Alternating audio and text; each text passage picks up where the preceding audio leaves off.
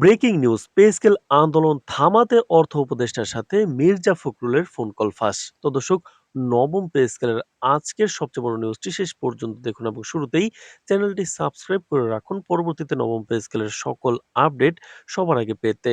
তো দর্শক, দেশ জুড়ে সরকারি কর্মকর্তা কর্মচারীদের পে স্কেল দাবির আন্দোলন যখন প্রতিদিন নতুন মাত্রা পাচ্ছে, ঠিক সেই সময় রাজনীতির মঞ্চে তীব্র আলোড়ন সৃষ্টি করেছে অর্থ উপদেষ্টা ও বিএনপির মহাসচিব মির্জা ফখরুল ইসলাম আলমগীরের একটি ফোন কল ফাঁসের ঘটনা। এই ফাঁস হওয়া ফোন আলাপে ঘিরে শুধু রাজনৈতিক অঙ্গন নয়, প্রশাসন ও রাজপথ সবখানি ছড়িয়ে পড়েছে তীব্র উত্তেজনা ও সন্দেহ।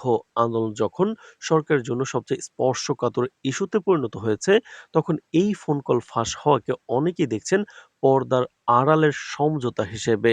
সূত্র অনুযায়ী ফাঁস হওয়া ফোন আলাপে পে স্কেল আন্দোলন দীর্ঘ হলে কি ধরনের রাজনৈতিক ও প্রশাসনিক ঝুঁকি তৈরি হতে পারে তা নিয়ে বিস্তারিত আলোচনা হয়েছে। কথোপকথনে নির্বাচন সামনে রেখে পরিস্থিতি নিয়ন্ত্রণে রাখার প্রয়োজনীয়তার কথা উঠে আসে বলে দাবি করা হচ্ছে। আন্দোলনকারীদের চাপ কিভাবে ধীরে ধীরে কমানো যায়, সময় ক্ষেপণের কৌশল, গ্যাজেট প্রকাশ নিয়ে বিভ্রান্তি তৈরি এবং প্রশাসনের ভেতরে বার্তা পাঠানোর বিষয়ে আলোচনায় এসেছে বলে সামাজিক যোগাযোগ মাধ্যমে ছড়িয়ে পড়া অডিওর বর্ণনায় শোনা যায়। তো দর্শক, ফাঁস হওয়া এই ফোন আলাপের কথোপকথনের এক পর্যায়ে মির্জা ফখরুল ইসলাম আলমগীর সরাসরি অর্থ উপদেষ্টাকে পে স্কেল আন্দোলন দমনে সময় ক্ষেপণের কৌশল নেওয়ার নির্দেশ দেন।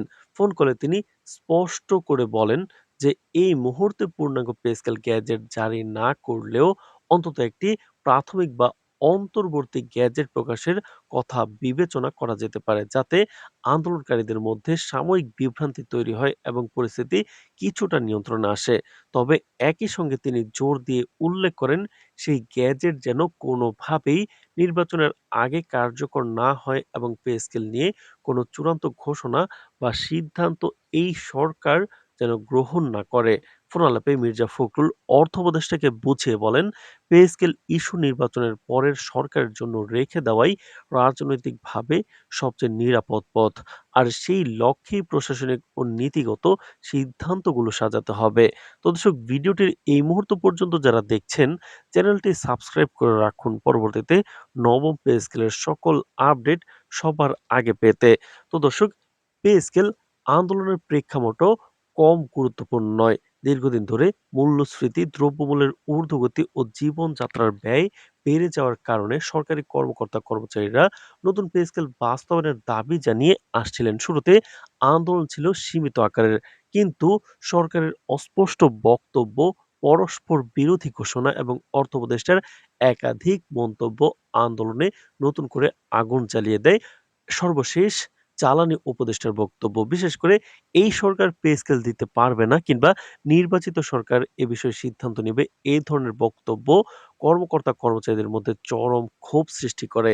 এই অবস্থার মধ্যেই ফোন কল ফাঁসের ঘটনা আন্দোলনকে আরো কঠোর করবে। তো দর্শক, সচিবালয় থেকে শুরু করে মাঠ প্রশাসন পর্যন্ত অনেক কর্মকর্তা-কর্মচারী প্রকাশ্যে বলছেন, এই ফোন আলাপ প্রমাণ করে যে পে স্কেল নিয়ে সরকার সময় ক্ষেপণের পথেই হাঁটছে। তাদের মতে নির্বাচন পর্যন্ত পরিস্থিতি ঠান্ডা রাখাই ছিল মূল লক্ষ্য, দাবি বাস্তবায়ন নয়। আন্দোলনকারীরা বলছেন, যদি সরকার আন্তরিক হতো তাহলে গোপন ফোন আলাপ নয়, খোলাখুলি আলোচনার মাধ্যমে গ্যাজেট জারি করাই হতো সবচেয়ে সহজ পথ। ফোন আলাপ ফাঁসের পর আন্দোলনের ভাষা ও স্লোগানেও পরিবর্তন এসেছে। এখন আর শুধু পে স্কেল নয়, প্রশাসনিক স্বচ্ছতা ও রাজনৈতিক হস্তক্ষেপ বন্ধের দাবিও জোরালো হচ্ছে। আন্দোলনকারীদের একাংশ মনে করছে, এই ইস্যু এখন কেবল বেতনের মধ্যে সীমাবদ্ধ নেই। এটি পরিণত হয়েছে সম্মান, অধিকার ও রাষ্ট্রের উপর আস্থার প্রশ্নে। তারা স্পষ্ট করে জানিয়ে দিয়েছেন, নির্বাচন সামনে, এই অজুহাতে দাবি পিছিয়ে দেওয়ার চেষ্টা হলে আন্দোলন আরো বিস্তৃত হবে। তো দর্শক, ভিডিওটির এই মুহূর্তে যারা দেখছেন, চ্যানেলটি সাবস্ক্রাইব করে রাখুন পরবর্তীতে নবম পে স্কেলের সকল আপডেট সবার আগে পেতে। তো দর্শক, সব মিলিয়ে পে স্কেল আন্দোলনের উত্তাল বাস্তবতায় এই ফোন কল ফাঁস যেন পরিস্থিতিকে আরো বিস্ফোরণমুখী করে তুলেছে। আন্দোলন থামানোর বদলে এই ঘটনা আন্দোলনের নতুন গতি যোগ করেছে বলেই মনে করছেন সংশ্লিষ্টরা। এখন সরকারের সামনে সবচেয়ে বড় প্রশ্ন গোপন কৌশল নয়, প্রকাশ্য ও বিশ্বাসযোগ্য সিদ্ধান্তের মাধ্যমে কি তারা এই সংকট সামাল দিতে পারবে? কারণ আন্দোলনরত কর্মকর্তা কর্মচারীরা একেবারে স্পষ্ট ভাষায় জানিয়ে দিয়েছেন আর কোনো আশ্বাস নয়। ৬ তারিখে বড় আন্দোলন হবে, সমাবেশ হবে। তারা চান এখনই কার্যকর পে স্কেল, লিখিত গেজেট এবং সুস্পষ্ট সময়সূচি কবে সেটা কার্যকর হবে। তো দর্শক, নবম পে স্কেলের কিন্তু অলরেডি রিপোর্ট জমা দেওয়া হয়েছে। সেটা গেজেট আকারে প্রজ্ঞাপন জারি করতে হবে। তারপর পে স্কেল বাস্তবায়ন করতে হবে। অথচ অন্তর্বর্তী সরকার সময় ক্ষেপণ করেই যাচ্ছে।